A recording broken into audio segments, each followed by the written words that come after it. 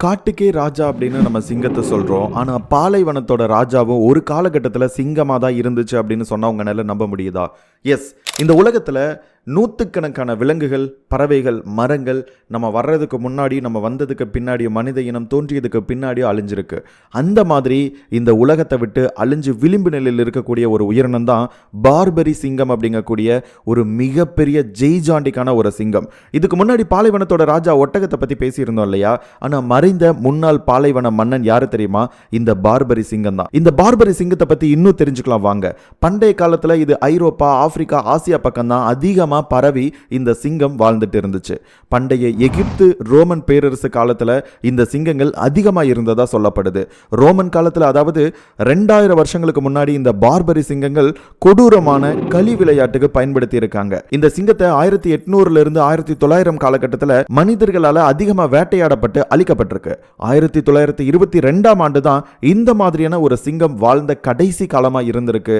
ஏன்னா அதுக்கடுத்து காட்டுக்குள்ள இந்த பார்பரி சிங்கம் தென்படல. அதாவது இருக்க எல்லா உயிரினத்தையும் நம்ம அழிச்சு கொன்னுட்டோம் அப்படின்ற மாதிரி. இப்போ சில பார்பரி சிங்கங்கள் ஜூல பராமரிக்கப்பட்டு இருக்கு. மொராக்கோ ராஜ குடும்பத்தை சேர்ந்த royal zoological garden, London zoo, இது மாதிரி பார்பரி சிங்கத்தை சில ஜூல இன்னைக்கு வரைக்கும் பராமரிக்கப்பட்டு இருக்கு.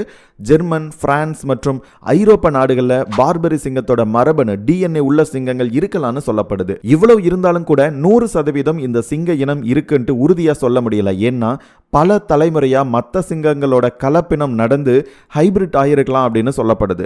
இப்ப இந்த மாதிரி மனுஷங்களால் அழிக்கப்பட்டு நிறைய உயிரினங்கள் அதோட கடைசி காலகட்டத்தில் இருந்துகிட்டு இருக்கு.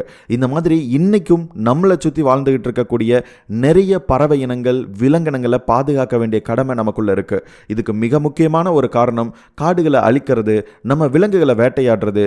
நம்ம மட்டும்தான், மனுஷன் மட்டும்தான் இந்த உலகத்தில் ஆதிக்கம் செலுத்தணும் அப்படின்னு சொல்லிட்டு இந்த உலகத்தில் இருக்கக்கூடிய மற்ற உயிரினங்களை எல்லாத்தையுமே நம்ம அழுத்திக்கிட்டு இருக்கோம். இந்த மாதிரி பல வகைப்பட்ட உயிரினங்களை பாதுகாக்கிறது தான் மனிதனோட தலையாய கடமையா இருக்க போகுது.